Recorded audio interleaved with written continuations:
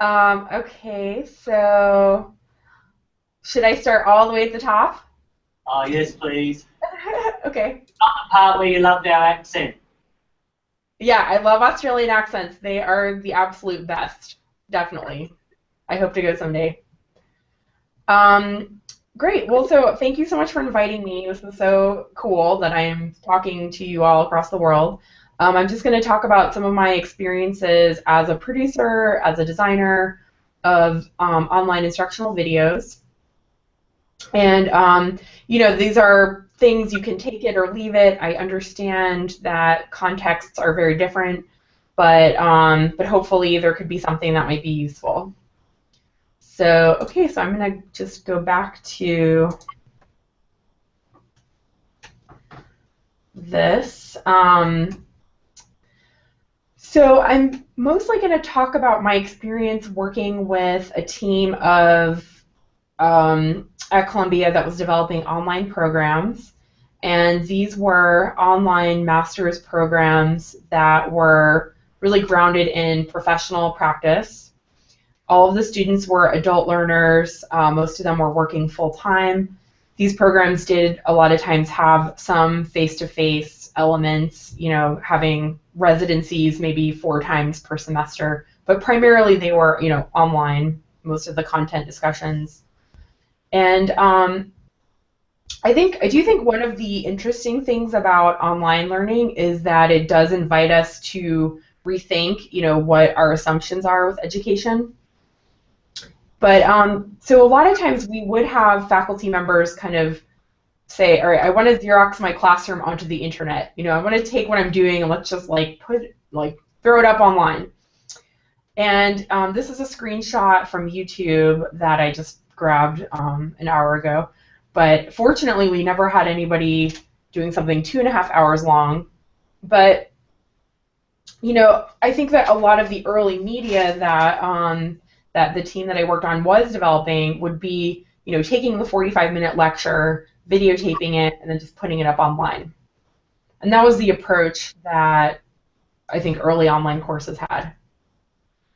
So looking at just some of the quantitative things, we were using a video hosting platform that did have pretty robust analytics. And, we started looking at, what are the analytics telling us? What are they telling us about the number of views? What are they telling us about the average amount of time that people are watching? What kind of story are the numbers, showing? And so when I started doing analysis of a wide range of media, 40-minute videos, shorter videos, I noticed something interesting that in the aggregate, videos were being watched on an average of approximately 4 minutes or so. So that kind of, I think has some design implications.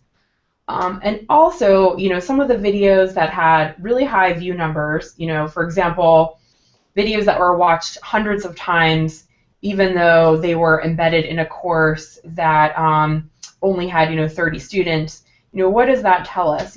One of the inferences that we could make is that, videos with really high numbers have a direct connection to course assignments.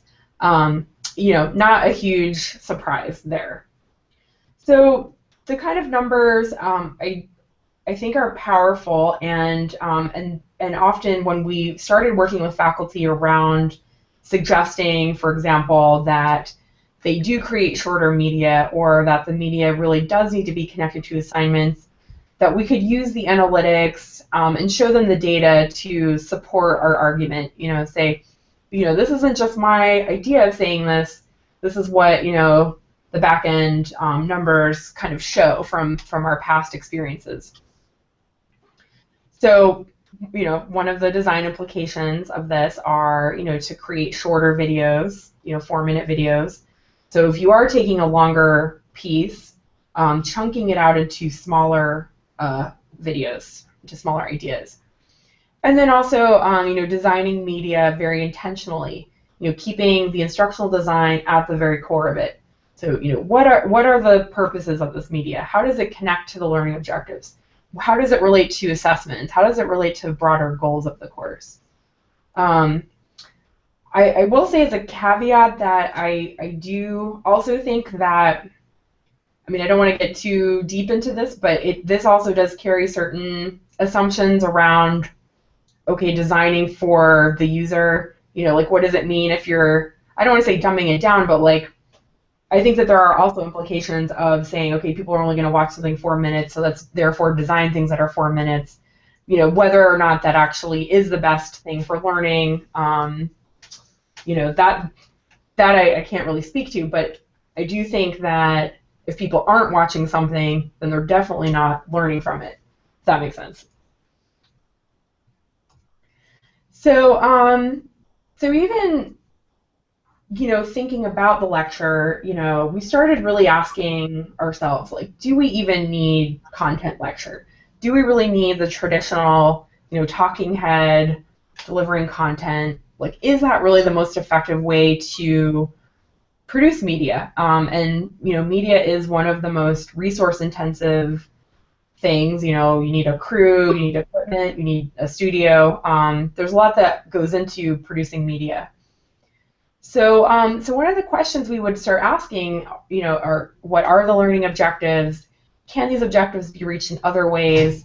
And can we create media that goes beyond the lecture? And I found that these questions, well, I'll get to this in a second, but I do think that it does depend on the subject matter. I think Brian mentioned at the beginning that some of you are from a college of medicine. There's definitely explicit content that people need to know, fact-based content that people need to know to become doctors. But, I think that there's probably also other things that you can communicate through media. So we started rethinking lectures, for example, for our social work program. Can we have students get to the learning objectives through other types of media? And just really quick, I just want to talk about a couple examples. So in one social work class, for example, the instructor really wanted to discuss advocacy and different ways that you can practice advocacy to affect policy. And one way to deliver that information would be the faculty member discussing ideas of advocacy and policy and how the legal system can change over time. Or what we did was a mini documentary that was based on this women's organization, or this organization that works with women in prison in New York City, and interviewed a lot of the women that had, and men, people that had engaged in advocacy practices and the changes that came about through that. And this actually was a very nice kind of success story as well, because this media not only was used by the organization for some of their communication materials, but we also showed it at a international film festival in New York. So anyway, that was kind of a neat thing where the media went beyond just the course. Another example, I think simulations are a really effective way to use videos. We started using simulations, really short, sometimes just a couple minutes of different things. One of the things we found is that ambiguity is really effective. So, if you're having a scenario, for example, between two people, if it's sort of not a clear-cut situation of who's in the right or who did the wrong thing, and it's more open to interpretation, that's when you get really rich discussions from students, talking about different theories they would apply or different practices that they would apply. So, I think simulations are really a great use of media for instructional purposes. This is kind of also a simulation, but I really like this example as well. We did this thing called Breaking News, where this was in a communications course, and students were working on a communications plan in a group. And halfway through the project, everybody in the class received this breaking news piece, and it was a fake news story about the company that they were working on. And the teams, in real time, had to figure out a way to change their communication plan with this new information.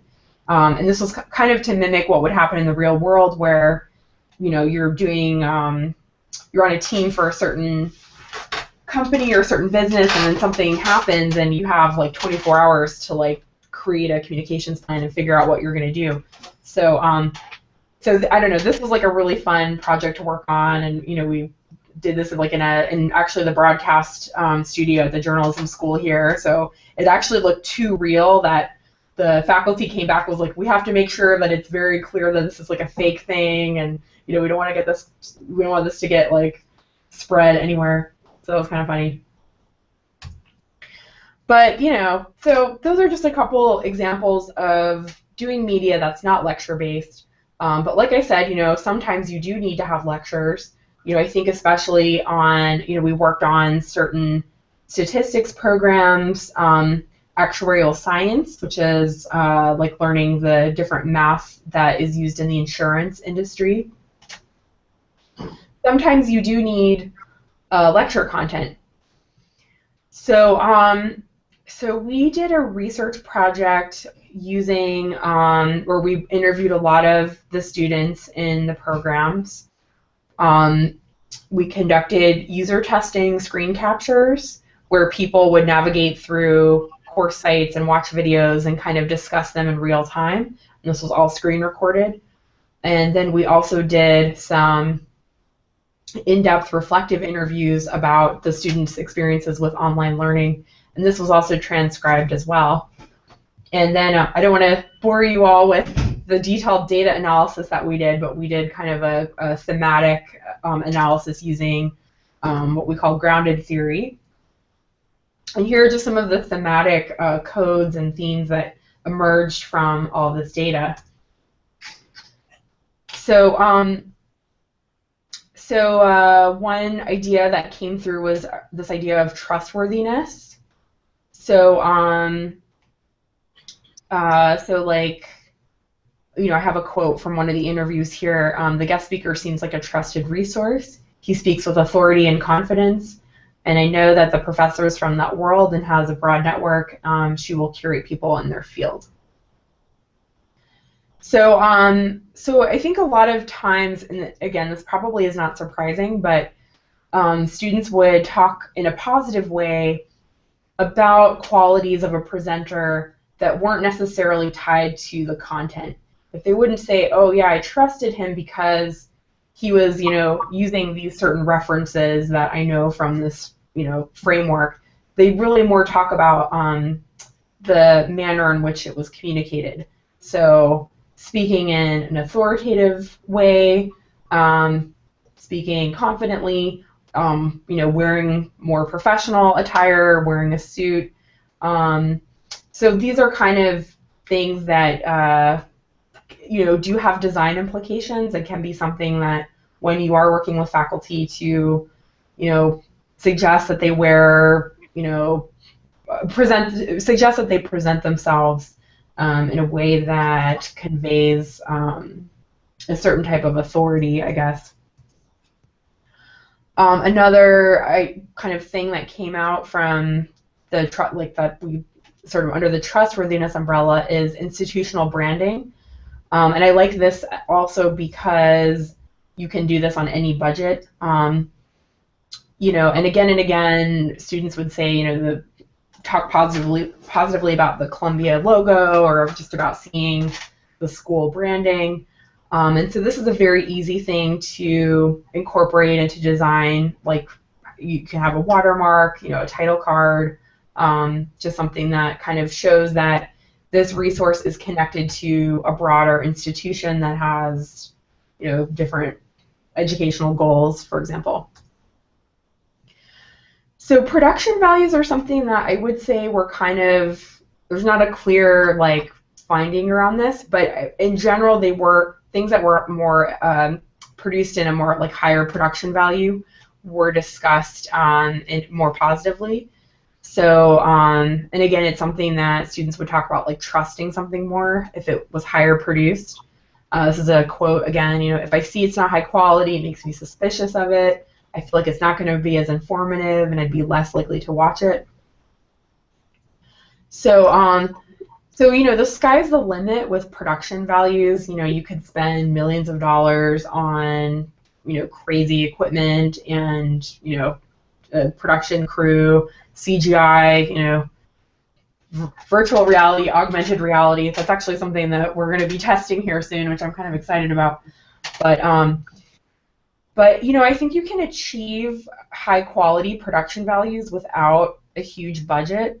You can light something well, just using a couple of different light sources. Framing something well. These are things you could even do just using a webcam. And then, of course, having high quality audio. So, if it is, for example, a professor talking on a webcam, making sure that they know a good way to frame their head, a good way to light it, maybe even providing them with like some type of USB microphone so that it's like a high quality microphone that they're using. So, so I think it's good, but you don't need to have like a crazy studio to produce things that are well done. Another theme that came around or that came out in some of these discussions was this idea of personalization around, not surprisingly, but when instructors use humorous things, like people will connect with it more. Telling kind of personal stories using humor, and I think that this kind of gets to ideas of, or not ideas, but I think one of the common drawbacks of online learning is that people feel isolated, they don't feel connected, and so I think ways that you can personalize media or add things that feel more less social distance, for example, that will increase and enhance the students' experiences with the online courses. And so ways to create something that's more personalized, are using things like humor, and then also speaking in a more colloquial way, not being overly academic or being overly formal. So, oh shoot, okay, I forgot to add in a slide.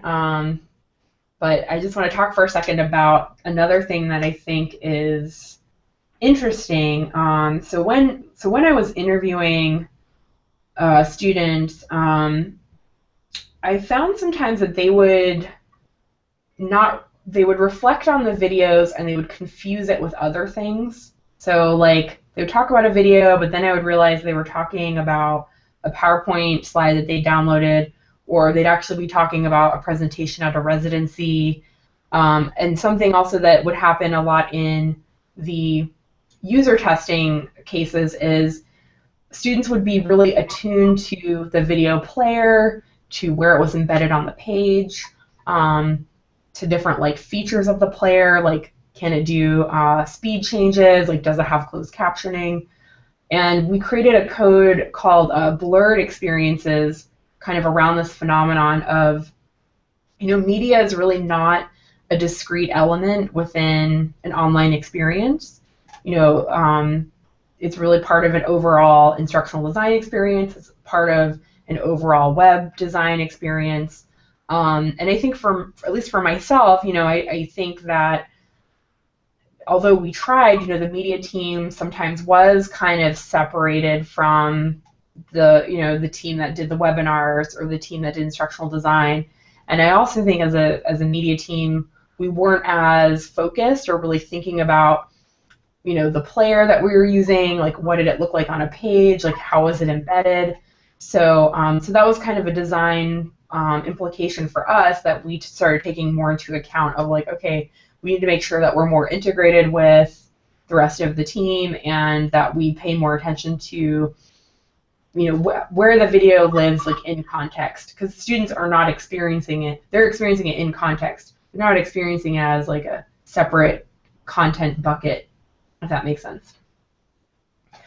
So really quick, so it's about my time 8:30, and I want to give some time for Q&A, but another thing that I think can be really great if you are doing lecture video is using interactive tools.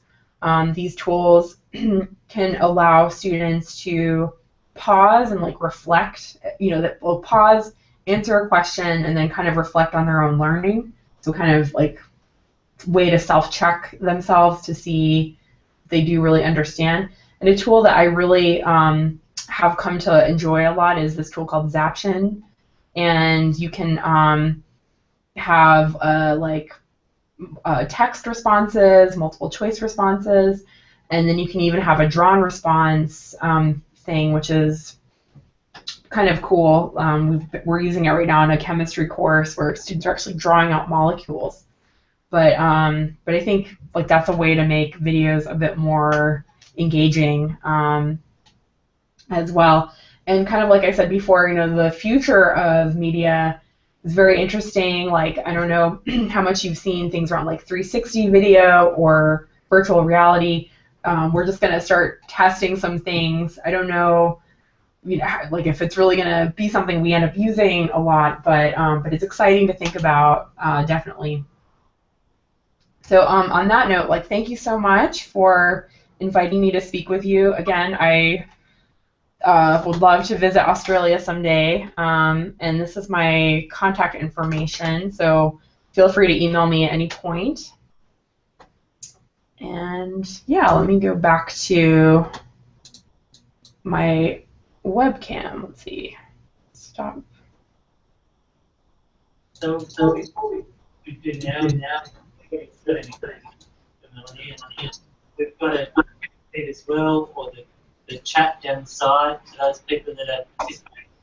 But I suppose I've got a couple of questions to start with. I guess the first one you were talking about, you know, for a faculty member or an academic, their attire and their presence. I guess that social presence, you know, we all sort of, you know, while we're engaging in this and social media and virtual conferences like we're doing now, you know, it's all a part of our social presence. Is that, do you see how, you know, the video supports that really well? Yeah, I do. I mean, I think nothing will ever replace like face to face, you know, like that's not going to change. But I think one of the really effective ways that media can be used, especially in online courses, is as a way to establish like a social connection and, you know, reduce or establish instructor immediacy, establish social presence, you know, reduce social distance.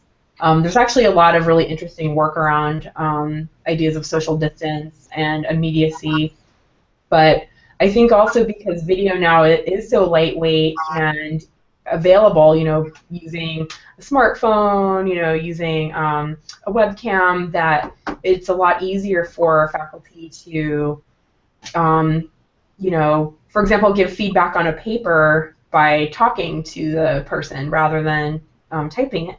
And I don't know what learning management system that you use. We use Canvas, and it's nice because there's actually like a webcam plugin, so it's like very, you know, I think things that are low friction and easy are always the best. So so faculty can just go in and click the webcam button and, you know, kind of give like a weekly update or do other things just through that, yeah, using a very lightweight and simple tool. Yeah, at the moment we're using Moodle. We have our own in-house media repository that was built in-house. But yeah, we haven't got a feature yet that allows somebody just to click on it and have a webcam come straight up on it. Echo 360's got this capture, but it's a little bit late. Yeah. I don't have the Yeah. Does anybody else have any questions? I have a question over here in medicine. Great, Lena. Hi, it's from me, Leela. Sorry. I just have a question. How do you deal with some of the copyright issues or any?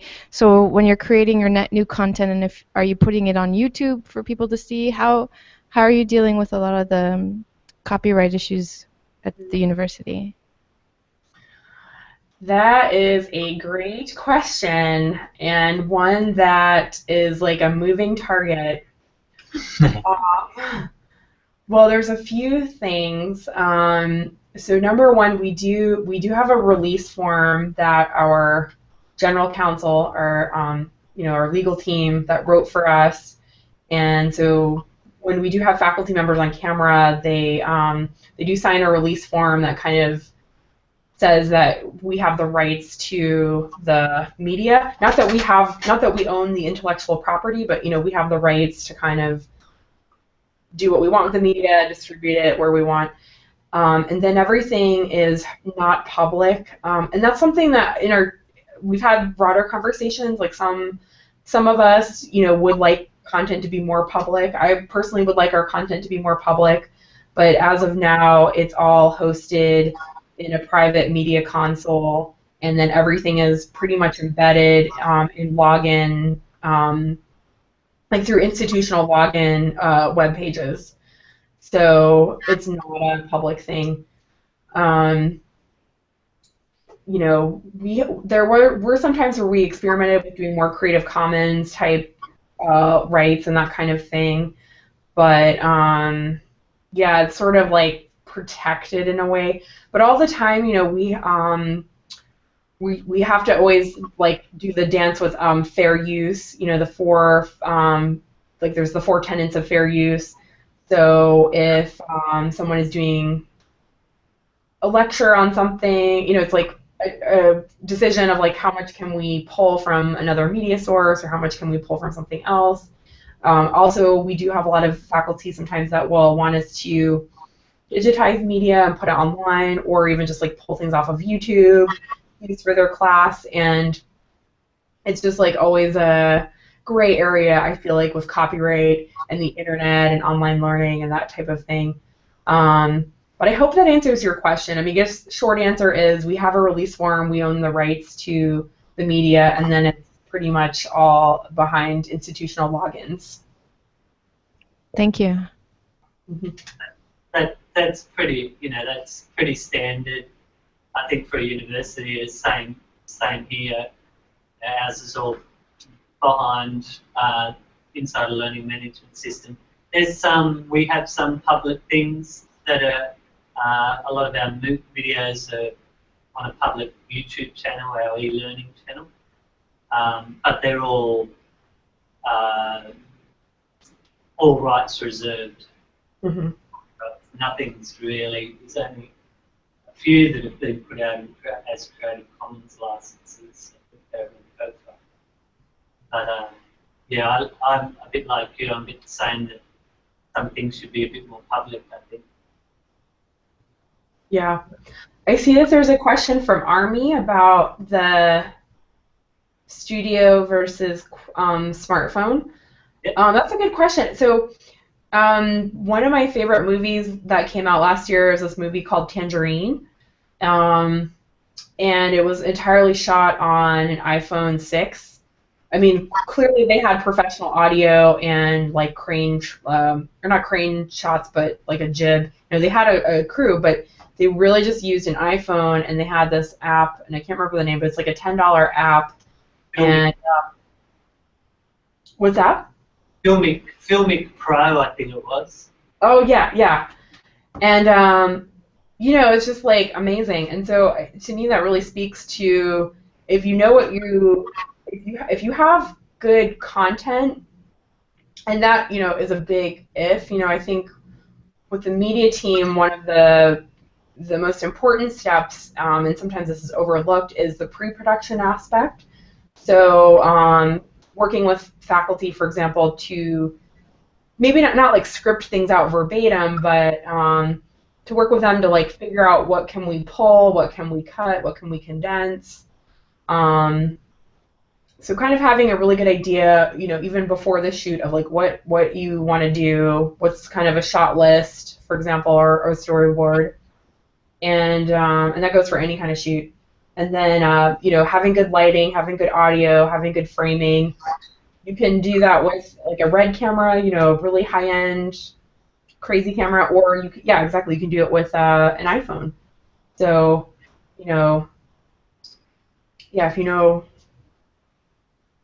if you have a great content and you have good skills, then I really kind of feel like it doesn't matter what tool you use. I also have another question. I don't know, when you were talking about humor before, how do you deal with humor, especially in, multicultural environments where some humor might be considered offensive or stuff like that? So I've often been told sometimes humor can be a bit of a tricky thing to handle. So I'm just wondering how you approach that. Yeah. So that is a good point, and there was a time. This was before I started working at Columbia, but like one example is there was a professor that like was the program director, and to kind of be funny, he dressed up in like a Darth Vader costume to like scare the students, like you have to do this.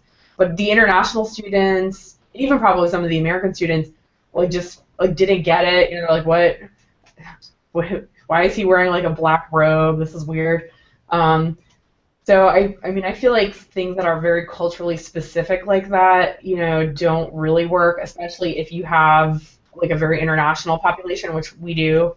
But I think things are somewhat universal. Like one thing that's kind of funny is there was a professor talking about, she was giving a lecture on the time value of money. She was an economics professor, and she was just kind of asking the video crew as we were taping, like, give me your money, give me your cash. And so, she's like holding up our money, and they're like, oh, they don't pay them enough. This is only a $5 bill. And then sort of giving this very engaging lecture around this kind of economic principle. And I agree that it's hard to script it in or force it. It kind of depends, I think, on the person. But I feel like that instance, it worked really great, and I think would translate, kind of no matter what the context is, if that makes sense. But yeah. No, that totally does. And I think also it's just about creating that engagement is what you're probably looking for when you say humor, is the relatability. Yeah, exactly. Yes. Thank you. I guess one of the things I was wondering was, you were talking about, beginning 40-minute lecture. A lot of faculty would think, yep, I can just video that. There's my online thing. It doesn't have to have my face. It's just a PowerPoint with me narrating it. How did you take them? How did you convince them, I guess, or to go from that to something more interactive or like a simulation? And what was that process? How you worked with them? How did that come to go? What was the process there? I guess there's a few different things. I mean, I think it's always really helpful to show examples. So showing faculty examples of like a really powerful, short lecture, or whether that's like so the team that we had had a lot of resources. We had like an animator. We had a lot of things to pull from, but showing them like this is aren't you yourself as a viewer like enjoying watching this animated video or like this short lecture in a neuroscience lab where the professor's like doing this crazy brain stimulation thing. Like that's a lot more interesting than watching somebody just like talk for 45 minutes. And I also think like we've had professors like sort of not maybe be convinced, and at a certain point like it is their course, like we have to let them.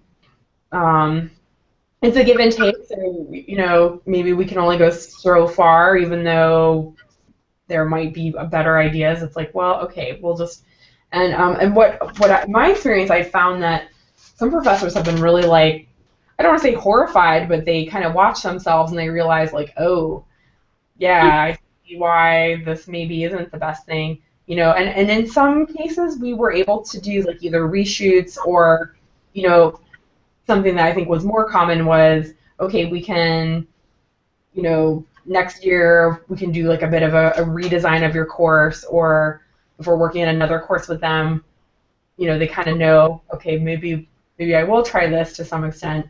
But Yeah, I think just like showing them examples. I think, yeah, showing the analytics. I mean, that's another powerful thing where it's like, okay, I like myself or the other media team, we might have these opinions and it's kind of subjective, but let me just show you a printout of some of the data that we have so you can just get a sense of why we recommend that things are 4 minutes or why we recommend connecting things to assignments, that kind of thing. So yeah, so I think it's just a matter of trying to persuade faculty members as much as you can, and if not, letting them kind of create something that they might not love, but there's oftentimes a chance to redo something later. I have a question. Sorry, it's me again. So you're talking about creating media, but I just wanted to know how much involvement are the faculty in the actual creation of the media? Because I know in medicine sometimes we rely on the faculty to also video and edit on their own, and I don't know if you guys do that because I think that does happen a lot, which can sometimes be a barrier. We do support to a certain degree, but then we can't support everybody. So I was just wondering if your faculty members actually developed their own videos or they had support the whole way through. We pretty much had support. Again, it was sort of fortunate because we did have pretty good resources, full team, animators, a studio. So we were able to really help. Again, I think the pre-production process is really important. So help faculty members kind of work through their content, make sure it's aligned with the instructional design, really help them the day of the shoot, tell them like what we recommend that they wear, even do like powder, and then do a lot of post-production, like editing and so forth. So there is a lot of support. But there's definitely been cases where professors, want to record their own like webcam lecture, or like I think something also that will come up is like if students are struggling and they're like, okay, I need to have an extra recorded lecture because they're not understanding this. We would give them sort of like tips for presenting. So we had like just like a one-pager of like how to create a good webcam video, like how, suggestions for how to light it, how to frame it, how to record good audio, provide them with a USB mic if they needed it, and, answer questions that they had, but then sort of just let them, kind of give them a one-pager of tips and then just like let them create their own media.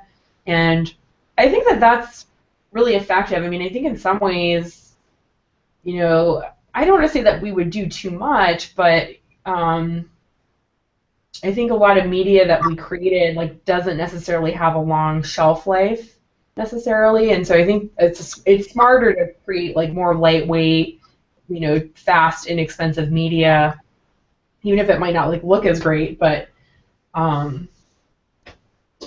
yeah, does that answer what you were kind of asking? Yeah, it does. Thank you. There's a question. What are you doing in the space and the virtual reality space and with 360 cameras? We're looking at potentially investing in some from the Learning Environments Unit, and we just wanted to know what you use them for. We are purely in like this is kind of a fun toy, like let's pilot it, let's just like see what happens. I imagine that it might be things that are more simulation based. Like I could imagine like first-person scenario simulations around, I don't know, different, like clinical skills, like for social work, or I don't even entirely know how it could be used. I think like the 360 storytelling thing is really fascinating.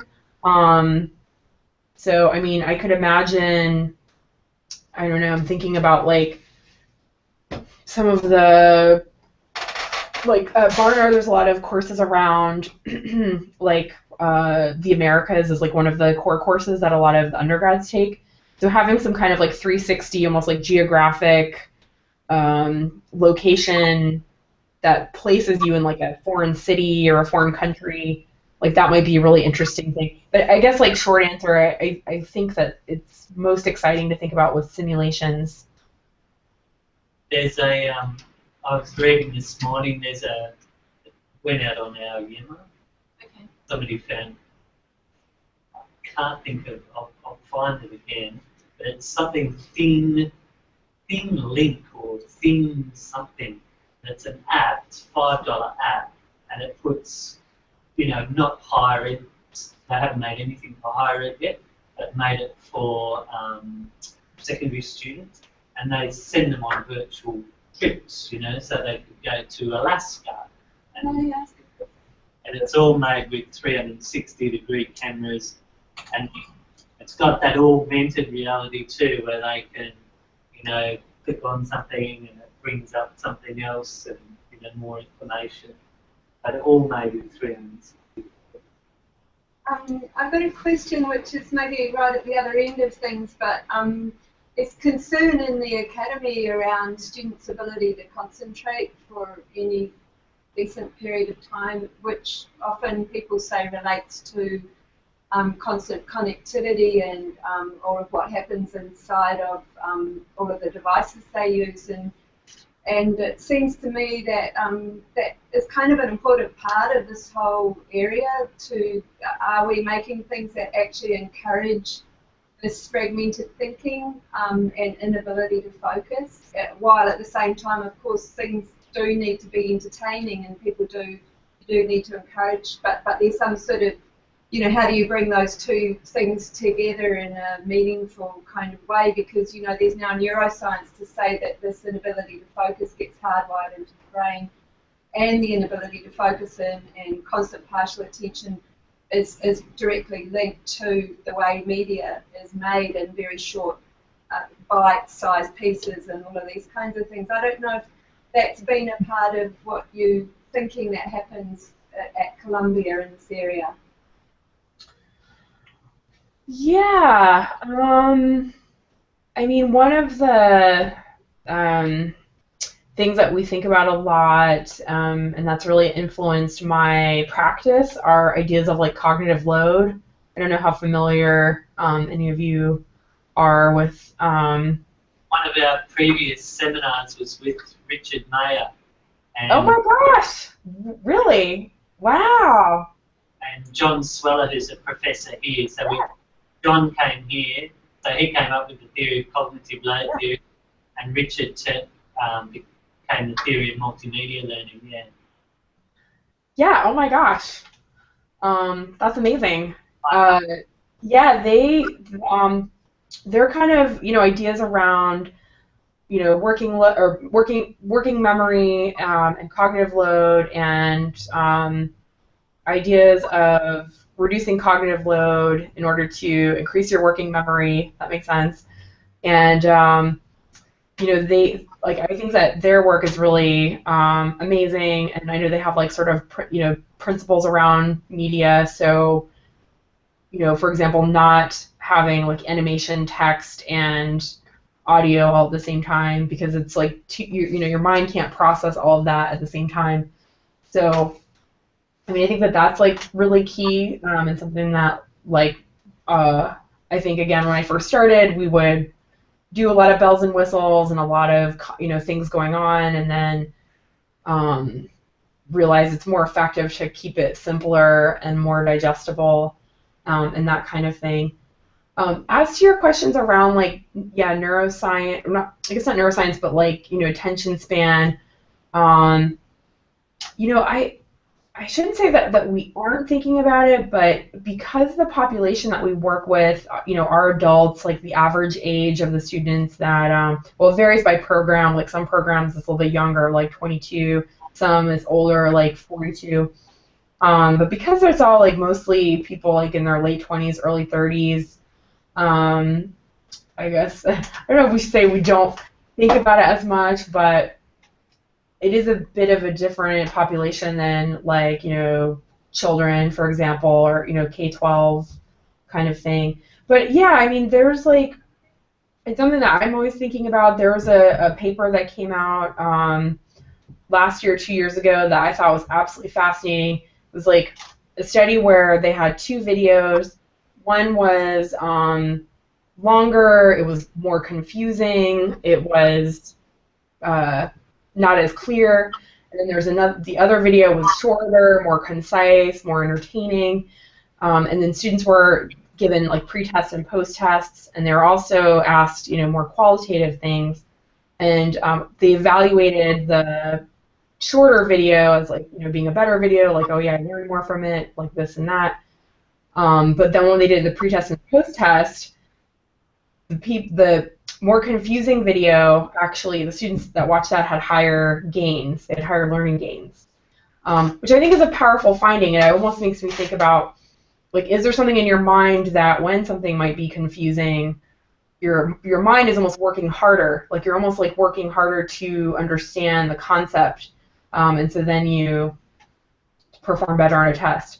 So yeah, I mean, it's kind of like by designing to where the user is, like if they're watching something that's 4 minutes, like creating video 4 minutes, like, it's tough to know, like, is that actually the best way people learn? It's like, I don't think anybody could really answer that, but.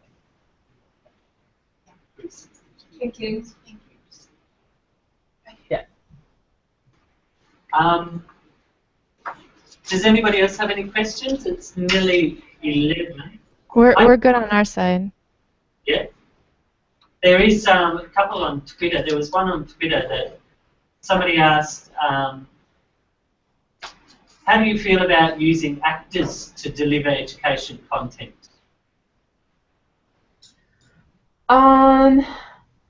Well, we hire actors a lot for simulations, which was great.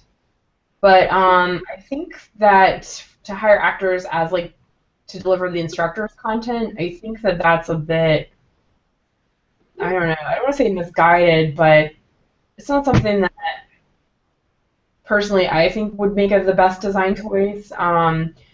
There's actually been a couple studies around, like I said, a conference where students could like select what presenter they wanted to present their content. It could either be their instructor or like a whole host of actors. And students, even though the actors, I'm sure, would present things in a more polished way, or might be more attractive or whatever, they actually, by and large, would choose, like, I know I want to hear it from the instructor. And I think it kind of goes to that idea of like trustworthiness. Who are you really trusting as the authority? You're trusting the person that has a higher education degree and like has been vetted by the institution and hired and like is the one writing the syllabus. So I don't know. So I think actors are good for things like simulations, but if it's actually the lecture content, I think it would make sense that it would be the instructor. Yeah, I think there was one thing once which was a bit damning really, where they hired an actor to give a lecture, but it was absolute rubbish. And then they did a lecture with the lecturer, which was all very monotone, but it was, the content was spot on. And then they asked the students, which lecture did you prefer? And of course they said, oh, we preferred the actor, but the content was absolute. It was a bit like the one that you just spoke about. It's interesting that finding came out that they did better on it. I think you might be right there, where you have to really think about, when it's a bit more confusing, you have to actually think. Maybe that's something in making those smaller videos, not making it so explicit about, how to follow it or how to. Have you ever played around with interactive video, where you've got the video and then you're putting, choices or things like that within the video itself? Yeah, we did pilot a couple of like branching scenarios. Yeah. But it didn't. I think that it can be really cool, but kind of for like the work involved, I don't know. Like, and I also think it really is I don't want to say it's like basic things, but when you're like working in disciplines like I don't know bioethics or like social work, things are a lot more complicated and difficult than choosing something where it's like choose A or B, like a choose your own adventure kind of thing. We did have some success with actuarial science, which is like the insurance math. I mean that's a bad way to generalize it, but